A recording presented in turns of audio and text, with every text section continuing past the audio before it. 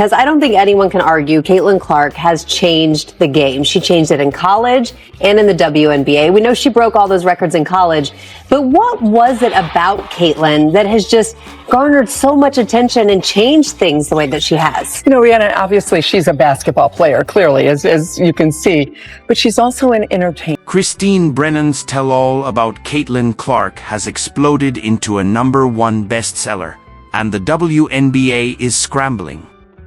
This book isn't just selling, it's dismantling everything the league tried to sweep under the rug. What was meant to be a celebration of Clark's arrival has turned into a megaphone for every mistake made behind the scenes. The league's golden goose is exposing the entire farm. Seems like every story or excerpt or interview that Christine does turns up the heat a little bit more on what Caitlin Clark's first year in the WNBA looked like and the lack of preparation from the league level to the players to, you know, even logistically. This league was not ready for this phenomenon to take over. What should have been a glowing tribute to Caitlin Clark's rookie season has transformed into a brutal indictment of WNBA leadership. Brennan's book doesn't just tell the story, it exposes the failures. And now league officials are in full-blown crisis mode, watching the truth spread faster than Clark's viral logo threes. This league is full of drama. Absolute drama. Now, we knew when Christine Brennan, the journalist who wrote the upcoming Caitlin Clark book, the stories emerging from this book is going to light the league on fire. I mean, seriously. We got an altercation between Brennan and Dejanay Carrington.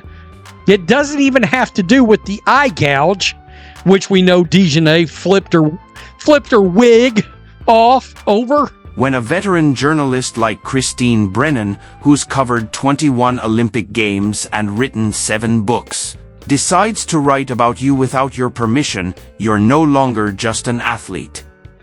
You're a cultural lightning rod. But here's the part that has WNBA executives sweating. This isn't some fan-written puff piece. It's a detailed, piercing expose on how catastrophically unprepared the league was for the arrival of its biggest star ever. Spoke with somebody from the W who she did not name, and she asked that person, do you know how big this is going to be? And that person responded, yeah, this should be the biggest thing since Maya Moore. Now, Maya Moore is an all-time great player. Maya Moore has never sniffed what Caitlin Clark has meant to the profile of women's basketball. And Christine Brennan was shocked that they would compare it to that.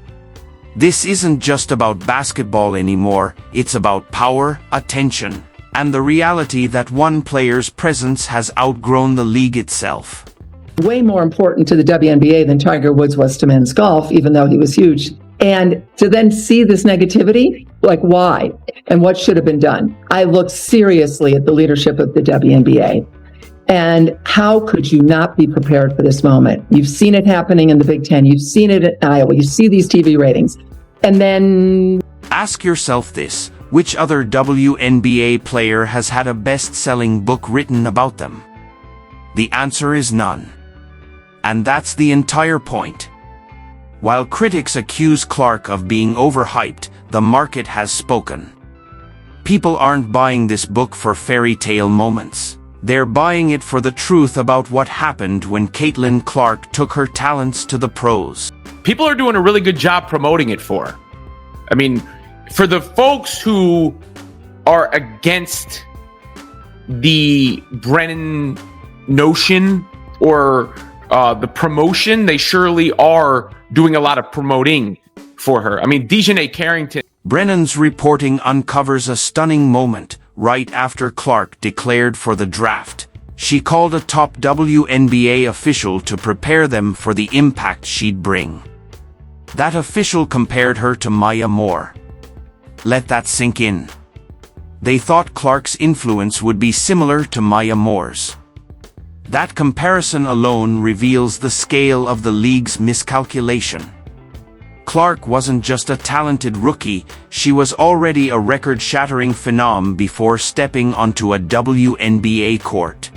And this person said, well, this is probably the biggest thing that happened in the WNBA since Maya Moore. And Maya Moore is a great basketball player and deserved to have the kind of attention that Caitlin Clark is getting, but never got it.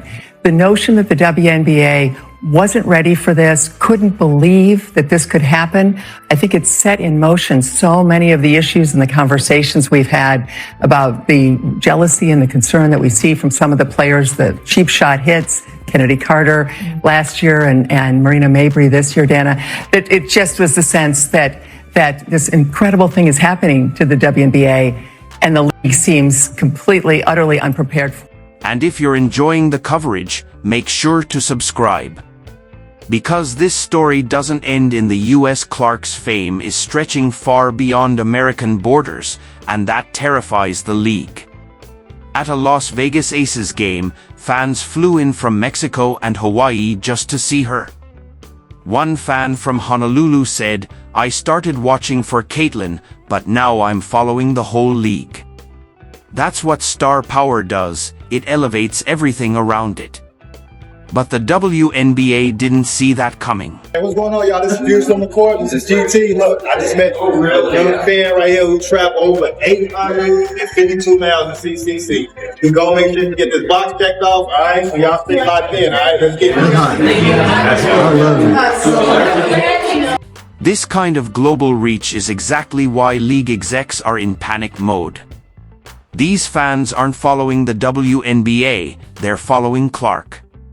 When she's out injured, ticket prices collapse by 70% in just 2 days. When she's healthy, teams move games to massive arenas to meet demand. The Mystics had to leave their 4,200-seat home for a 20,000-seat venue when Clark came to town. The Aces moved her game to T-Mobile Arena. These fans are Clark loyalists who happen to watch the WNBA, not the other way around. We're going on vacation to Las Vegas, and we are going to go see Caitlin Clark at the Indiana Fever against the Aces. No way! Wait, we already have tickets. Really? Really? Thank you. Thank you. Caitlin Clark, once in a lifetime opportunity. Thank you, guys. While other players grind for social media clout and struggle to land major features, Caitlin Clark gets full support from top-tier publishers. Scribner, part of publishing giant Simon & Schuster, didn't just print this book. They launched a media blitz around it. Brennan had access to dozens of sources and shadowed Clark's rookie season for 6 weeks. Why? Because even journalists realized this wasn't just a sports story, it was a generational moment unfolding in real time. All right, Black and White Sports supporters, let's talk about Dejanay Carrington because she's angry. Dejanay's mad. That's right, she's mad about Christine Brennan's book and some of the stories that are emerging from said book. Now, what's interesting about what it is that Dejanay's saying here is you do realize there were witnesses to said story that came out. And if you actually pulled the journalist in the court, they're going to bring those witnesses in and be like, she walked in and this is exactly what happened. And the judge is going to look over at you and go, This wasn't just another assignment, Brennan admitted. It was documenting a shift in American culture. The kicker? Clark never even sat for a one-on-one interview. And still, the book became a bestseller. Why? Because the public craves honesty about what Clark is facing and what the WNBA is failing to address. This isn't just sports fans buying in. This is mainstream America waking up to how poorly the league handled its biggest star. Ended in Paris, came back, went to Indy, and I was with the Fever every step of the way. Wow. I got a chance to ask her 40 to 50 questions. Everything was, nothing was off limits. And she is, as I say in the book, she's 22 going on 40 or 50. Everything you can thrown tell. at her. I asked her about her like of the Taylor Swift post about Kamala Harris, endorsing Kamala Harris. Would she be endorsing her? You could ask those kinds of questions. Most athletes, as you know, aren't happy when you ask those questions. She looks you in the eye. She gives you long answers. She's direct. She's also very, very funny. And everything was thrown at her. And she handled it in a beautiful way. One of the most explosive revelations? The WNBA's complete failure to protect Clark. A league official told Brennan that most players don't get what media coverage means. But the real crisis isn't media, it's physical safety. Clark has taken more flagrant hits than anyone else this season, with refs routinely ignoring it. Sophie Cunningham has become her unofficial bodyguard because the league won't step in.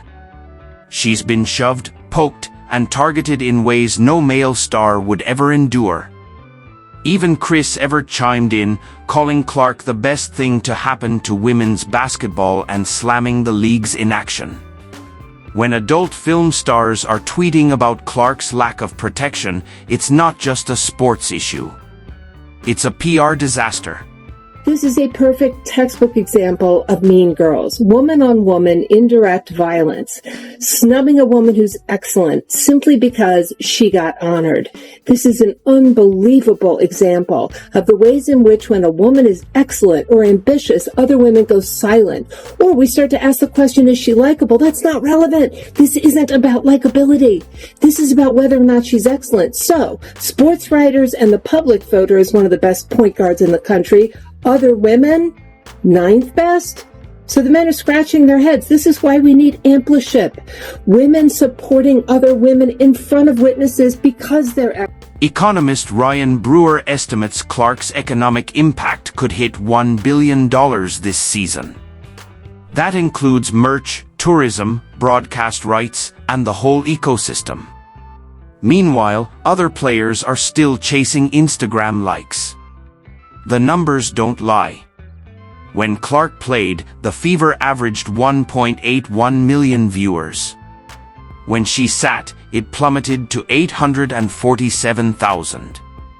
Ticket prices fell from $137 to $80, and still, seats were empty. Yet Indiana still shattered the WNBA's attendance record with 643,343 fans in 40 games. Economist Ryan Brewer estimates Clark's economic impact could hit $1 billion this season. That includes merch, tourism, broadcast rights, and the whole ecosystem. When do you think the WNBA Meanwhile, fully other players realized are what it still had? chasing Instagram likes. Publicly, The numbers I'm don't not sure lie. that they really have. When Clark played, the Fever averaged They certainly know. They have to 1.81 know, million Keith. viewers. But in terms When of the she sat, comments, it plummeted to in terms of the way the commissioner, Kathy 847,000. Engelbert, who I've known and I Ticket like, prices fell the from way she has trouble talking about Caitlin Clark, to or $80, if she's asked and about still, Caitlin, seats were then empty. she will say, well, Caitlin and Angel. Yet Indiana Well, still she wasn't shattered asked the about Angel. WNBA's She was asked about attendance